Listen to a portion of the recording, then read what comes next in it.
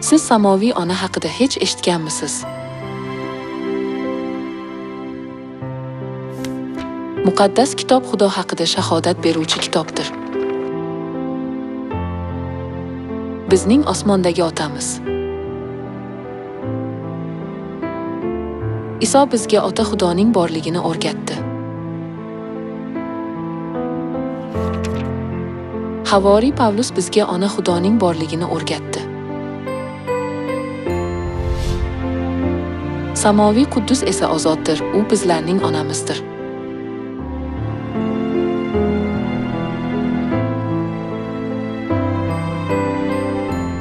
Hatto tabiat qonuni orqali ham biz ona Xudoning borligini bilishimiz mumkin.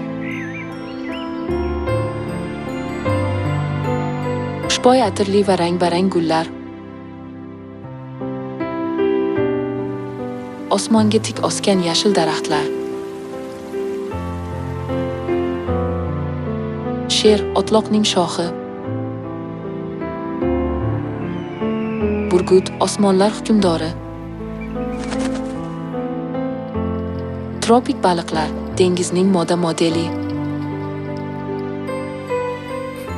va sevimli chaqaloq. Hamma onalari orqali hayot oladi. Xo'sh, bizga ruhiy hayotni kim beradi?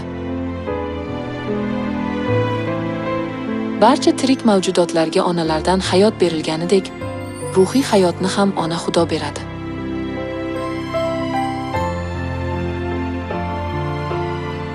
Ruh ham, kelin ham, kel, deb chorlayapti.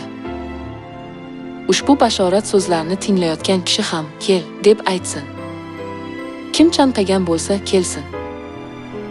Kim xohlasa hayotbaxsh suvdan tekin bahra olsin.